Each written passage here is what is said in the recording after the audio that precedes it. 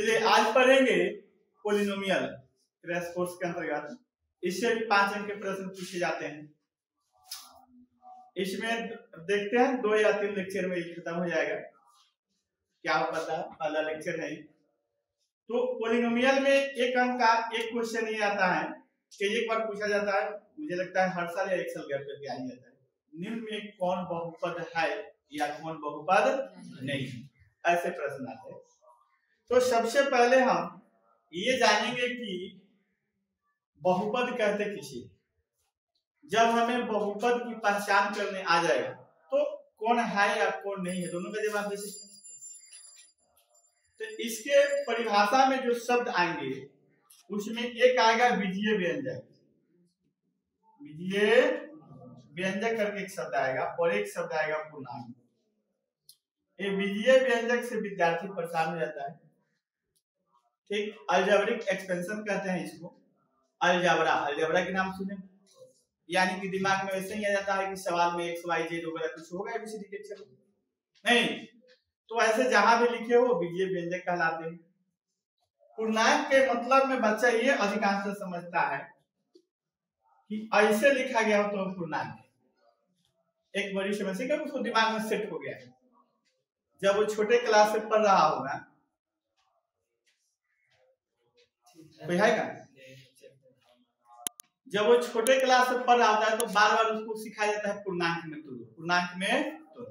अब क्या होता है कि उसके दिमाग में ऐसा फिगर आता है हमेशा, लेकिन क्या पढ़ते हो 2 पूर्णांक 5/3, यानी ये है बाटा और ये रहा।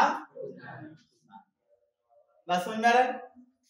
इसका मतलब कि कोई भी अंक स्वतंत्र रूप से लिखा गया हो, अकेले हो, सिंगल हो, तो पूर्णांक की गिनती में आएगा। बेशर्ते उतना डिटेल नहीं जाकर सिंपल सा समझ जाओ। संख्या रेखा बना दिए, ये तो सबको आता है, ये इनफाइनाइट तक जाएगा।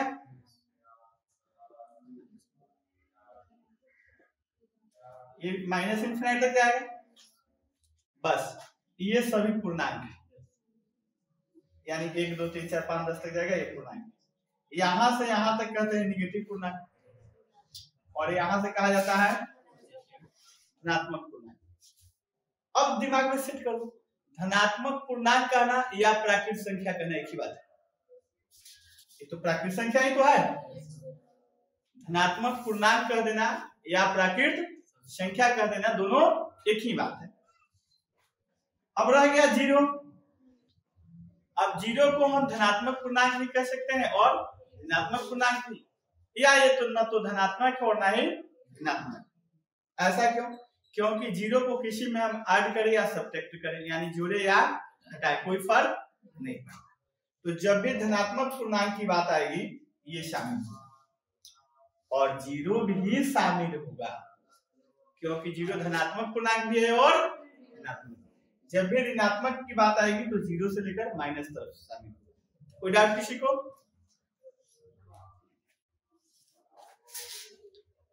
तो इसके डिफिनेशन को देखते हैं ताकि एक अंक क्लियर हो जाए। और इसका डिफिनेशन है वैसा बीजीय व्यंजक जिसमें चरों के घात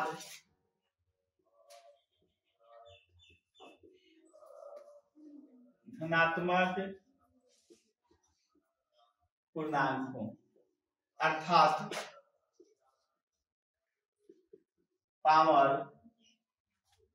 0 1 2 3 4 5 ठीक। जो भी अलजेब्रा के प्रश्न लिखा गया हो उसमें चर पर पावर या तो 0 1 2 हो 3 हो 4 हो 5 हो, तो ये सब धनात्मक पूर्णांक कहे जाते हैं। तो यानी कि वो पोलिनोमियल के अंतर्गत आ जाएगा, बहुपद के अंतर्गत आ जाएगा। वैसा बीजीय व्यंजक जिसमें चरों के घात धनात्मक पूर्णांक बहुपद कहलाता है, बहुपद कहलाता है। अर्थात पावर ये सब समझना, पावर 0 कहाँ होता है वो समझना। किसी भी चर पे पावर 0 हो तो उसका वैल्यू क्या होता है 1। सबको जानते हैं, यानी 5 लिखा गया हो तो ये पॉलिनोमियल है या नहीं है, क्योंकि इसका अर्थ हुआ कि 5 x पर पावर 0, तो वैल्यू 1 होने के कारण 5 गुने 1 बराबर क्या है 5। तो x पर पावर जो 0 है धनात्मक पूर्णांक के अंतर्गत आता है, इसलिए ये बहुपद है। 5 क्या है, लेकिन 5 को कह दिया जाता है अचर बहुपद। अचर बहुपद क्यों कहते हैं, क्योंकि इसमें चर नहीं दिख रहा है। ठीक, जब चर दिखेगा तो कहेंगे बहुपद। ठीक, कोई दिक्कत? अब इसमें से 4-5 एग्जांपल लेते हैं जिससे पता चल जाएगा कि कौन बहुपद है और कौन बहुपद नहीं। एक पेज देना कुछ, कुछ एग्जांपल लेते हैं। जैसे निम्न में कौन बहुपद है, और कुछ एग्जांपल लेते हैं। 2x पर power cube minus 3x plus 5 x plus 1/x 5x plus 6 3x square plus root under x minus 9। देखिए 4 एग्जांपल है सामने। बहुपद की पहचान करना है, कहीं नहीं देखना है, सिर्फ चर पे देखे। चर का मतलब जो x y z ABCD के अक्षर है उस पे देखे। उस पे देखे कि पावर क्या है, 0 या प्राकृत संख्या है तो बहुपद है, 0 या प्राकृत संख्या है तो बहुपद है, अगर ऐसा नहीं है तो नहीं। पहले में देखिए पावर इस पे कितना है, इस पे कितना है 1, और इस पे नहीं दिख रहा है तो 0। तो इसका मतलब जो चीज आया है इसमें पावर तो क्या आया है 0 3 1, यही ना है। इससे भी धनात्मक पूर्णांक, और धनात्मक पूर्णांक का इस कारण ये क्या है बहुपद है। अगला देखिए, इस पे पावर 1, इस पे पावर, चलिए यहां समझिए, यहां देखा जाए कोई पूछे कि इस पर पावर कितना है तो 1 ही, लेकिन जब ये ऊपर जाएगा तो पावर का चिन्ह क्या होगा माइनस में हो जाएगा। तो ऊपर देखना है, नीचे हो तो देख लो कि ऊपर जाने के बाद क्या हो रहा है, तब तो माइनस में हो गया। जब माइनस में पावर आ गया तो बहुपद, इसको क्या कहेंगे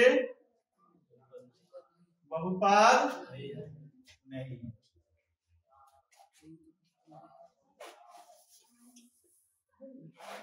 अगला तो दिख ही रहा है 1 और 0 है, क्या है बहुपद। इसमें देखिए इस पर पावर 2 है, यहाँ पावर 0 है, अभी तक धनात्मक पूर्णांक चर है, और कोई रूट के अंदर चर हो तो उस पर पावर 1/2 होता है। उस पर पावर कितना होता है 1/2।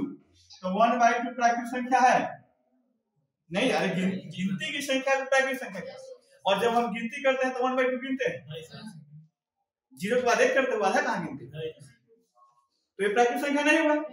तो जब पावर प्राकृत संख्या नहीं हो, 0 और प्राकृत संख्या नहीं हो, तो वो क्या होगा बहुपद नहीं। सिंपल ये पहचान है। किसी भी प्रकार के क्वेश्चन दे, जैसे कि एक बार ऐसा दे सकता है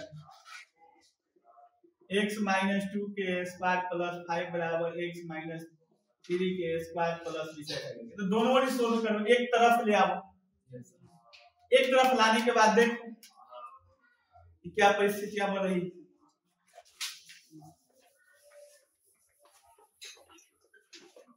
तो अब पहचान में आ जाएगा बहुपद।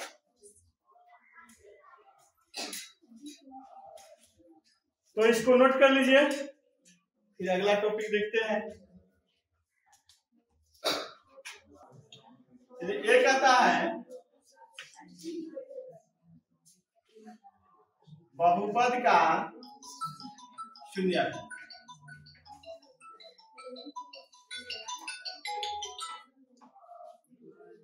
बहुपद का शून्यक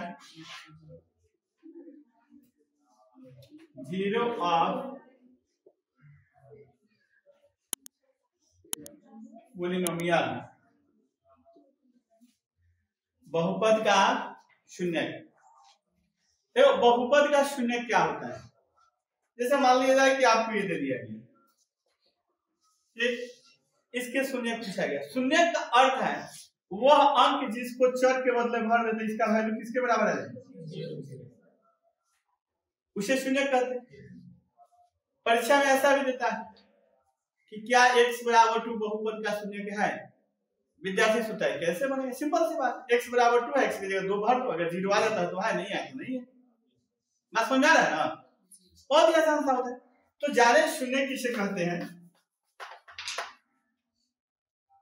तो वह संख्या जिसे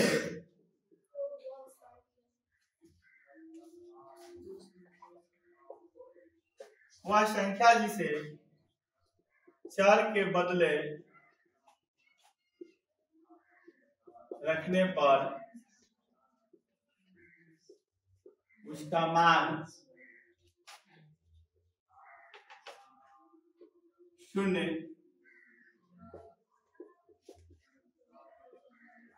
के बराबर हो। जब उसका मान शून्य हो, शून्य आ जाए, एक वह संख्या जिसको चर के बदले रखे तो उसका मान क्या हो जाए, शून्य के बराबर है। शून्य आ जाए तो क्या हो, शून्य। अब अगला है बहुपद के प्रकार, टाइप्स ऑफ पोलिनोमियल। देखो बहुपद को प्रकार को जो बांटा गया है दो भागों में, दो तरीके से, एक पद के अनुसार और एक पावर के अनुसार। जैसे समझना पद और पावर के अनुसार।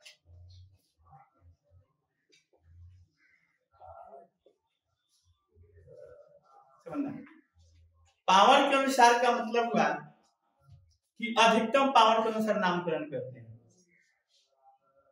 ये बहुपद है।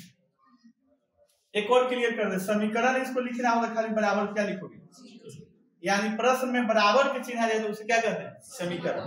लेकिन हमें क्या पढ़ना है अभी, बहुपद। अधिकतम पावर कितना है इसमें, तो द्विघाती। अधिकतम पावर 3 तो त्रिघाती, अधिकतम पावर 10 तो 10 घाती, 20 तो घात के अनुसार। पद के अनुसार तो गिनो कई जगह लिखा है, कई जगह लिखा है 1 2 3, तो ये हो गया त्रिपद या त्रिपदी बोलते हैं। एक कई जगह लिखा है, क्या हुआ, एक पदी। अब देखो घात के अनुसार द्विघातीय या द्विघात, घात के अनुसार ही द्विघात। बात समझ आ रहा है। पद के अनुसार जो जगह लिखा रहेगा उसके अनुसार पद की काउंटिंग करते हैं, और पावर के अनुसार नाम दे देते हैं। यानी कि बहुपद का जो नामकरण है दो तरीके से किया जाता है, एक पद के अनुसार और एक घात। तो हमें जो मैट्रिक में पढ़ना है पावर से बहुत। अब कोई कहे कि कितने प्रकार के बहुपद होते हैं, तो उसका 100 घात हो गया तो 100 घातीय भी हो जाएगा, 1000 पावर लिख दे तो 1000 घातीय हो जाएगा। लेकिन मैट्रिक में हमें मुख्यतः पढ़ना है द्विघातीय। हालांकि चर्चा त्रिघातीय और चरघातीय का भी है, लेकिन कम है, उसकी नॉलेज नहीं भी हो तो काम चल जाएगा, लेकिन होना चाहिए। पढ़ाई के क्रम में बताया गया, आज भी फिर क्रैश कोर्स के भी माध्यम से बता देंगे। तो हम मुख्यतः पढ़ेंगे 3 प्रकार के।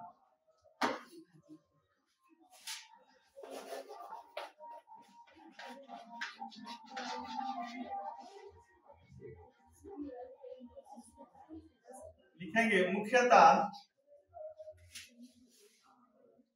3 प्रकार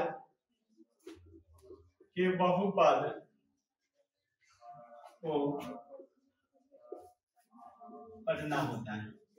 सीधी सी बात है, कितने प्रकार के बहुपद को पढ़ना होता है, 3 प्रकार।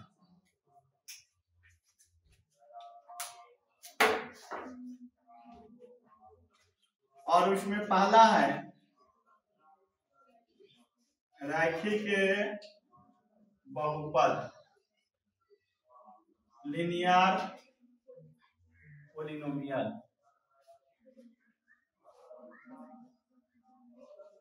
ये रैखिक बहुपद का मतलब पावर 1, पावर यानी कि घात कितना हो 1, अधिकतम घात कितना हो 1। जैसे 2x अधिकतम घात 1 है, 2x + 5 लिख दिए, अभी अधिकतम घात 1 वाले पद 2 हो गया है। 9x = -3 ऐसा लिखे तो ये एक घातीय समीकरण हो जाएगा। क्या होगा? समीकरण, क्योंकि बराबर का चिन्ह है, इसलिए इसको हटा दिए तो क्या रहेगा? बहुपद। हटा देने से क्या कहलाएगा? बहुपद। जनरल फॉर्म यानी व्यापक रूप, इसका व्यापक रूप क्या होता है? ax + b। ax + b का मतलब ये हुआ कि एक घातीय का फार्मा तैयार हो गया। क्या तैयार हो गया? ये b के मान बदल बदल के डालते रहो, नया नया बहुपद तुम्हारे घातीय बनते जाएगा। इसको लगता है ना समझ में? क्या समझ में? a और b का मान कुछ भी लिखते रहो, नया नया बनते जाएगा। इसका मतलब ये हुआ। अब जगह नहीं है इसलिए इसे नोट कर लें, आगे फिर एक लाइन इसकी जानकारी और ले लें। इसके शून्यकों की संख्या 1 होती है। कितनी होती है? 1। वैसे जान लो जितने पावर होंगे उतने शून्यक होंगे। मतलब समझना इसका क्या होता है। अगर रैखिक है तो मतलब अक्षर पे पावर कितना है? 1। तो कोई एक ऐसा संख्या होगा अरबों खरबों अनंत में से जिसको भरने के पर शून्य आएगा, नहीं तो बाकी से नहीं है। द्विघात के शून्य कितने होते हैं? अधिकतम 2। 2 का मतलब है 2 नहीं, 2 कोई भी चीज, 2 कोई भी होगा, मतलब अनगिनत संख्या है, नंबर है, उनमें से कोई 2 ही मात्र ऐसी संख्या आएगी जिसको भरोगे तो शून्य के बराबर आएगा, बाकी से नहीं आएगी। त्रिघातीय के शून्यकों की संख्या 3। इसका मतलब हुआ कि कोई 3 संख्या ऐसा होगा जिसको भरने पे शून्य के बराबर होगा। चरघातीय के शून्यकों की संख्या 4। इसका मतलब कि कोई 4 ऐसी संख्या होगा जिसको भरने पर कोई 0 आएगा। बात समझ में आएगा? उसी तरह इसके शून्यकों की संख्या कितनी होती है? 1।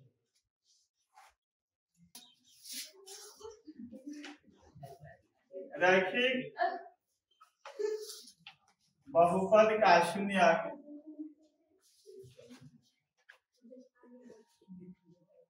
दो तरीके से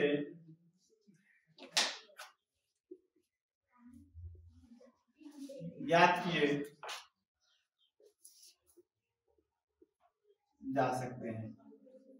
रैखिक बहुपद का शून्यक परीक्षा में आए, शून्य ज्ञात करें या निम्न में कौन शून्य है? लिख दिया जैसे कि 2x + 5 का निम्न में कौन शून्य है? तो क्या करोगे? 2 तरीका है, या तो बारी बारी से जितना ऑप्शन है उनमें भर के देखो किससे 0 आ रहा है। एक तरीका ये हो गया, और दूसरा है कि आप शून्य ही निकाल लीजिए, देख लीजिए कौन है। 2 तरीके, दोनों बता देते हैं। पहला तरीका देखा, पहला तरीका बहुपद बराबर 0 करके, किसी का भी दुनिया में शून्य निकलना हो हमेशा उसको 0 के बराबर में लिखना पड़ता है। जैसे मान लो दे दिया एक प्रश्न 2x, एक दे दिया 2x + 5, एक 3x - 9, इस टाइप से हो तो सोल्व करेंगे। पहला 2x क्या लिखा है? बहुपद बराबर 0 करें, 2x बराबर क्या लिखेंगे? इसलिए x = 0/2 बराबर क्या है? शून्य कितना है? आपको दिख रहा है?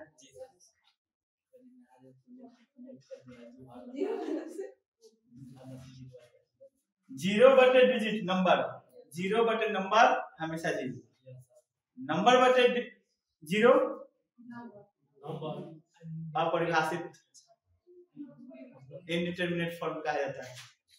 जैसे 0 बटे कोई भी संख्या क्या आता है 0 और संख्या बटे 0 आए तो अपरिभाषित, यानी ये परिभाषित नहीं, इसका कोई अर्थ नहीं है। ऐसा कंडीशन इंटरमीडिएट में आता है, इंटरमीडिएट के मंच पर हो गए तो ऐसे कंडीशन आते हैं, इसलिए 10th तक इसकी चर्चा नहीं के बराबर होता है। लेकिन आ गया तो क्लियर हो जाना, ठीक। चलिए इस तरह से एक दूसरा बता देते हैं, क्या सब सोल्व करें। 2x + 5 है, इसको सोल्व करना है, कर रहा है बहुपद बराबर क्या करें 0 2x + 5 बराबर 2x = -5, इसलिए x = -5 है। समझ में आ रहा है?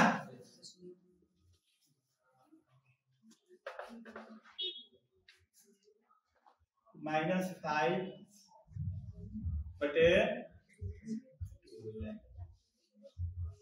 कोई डाउट? चलिए दूसरा तरीका की बात करते हैं। दूसरा तरीका जो है वो है फॉर्मूला से। अब फॉर्मूला इसका कहता है कि शून्य के बराबर लिखिए -b/a। पहले प्रश्न को बनाते हैं और पहला प्रश्न था 2x। इसका देखिए, इसका फॉर्म होता है x प्लस, जिसके साथ x लगा हो उसके वाला अंक हो जाता है a, और बाकी जो b है केवल इसके साथ x नहीं है, यानी संख्या। तो हमारा यहाँ पर कुछ नहीं दिख रहा है, तो x तो हो गया, प्लस b है तो कुछ नहीं है, तो प्लस 0 दे देते। तुम कहोगे 0 क्यों दिए हैं? 0 इसलिए दिया है कि इसके रूप का हो गया, नहीं इसके रूप का हो गया, और 0 को जोड़ भी दीजिए तो कोई फर्क नहीं पड़ा। तो यानी कि हमारे पास a बराबर 2 नजर आ रहा है और b कुछ नहीं नजर आ रहा है, तो क्या होगा 0। जब नजर नहीं आया तो क्या होगा 0 होगा। तो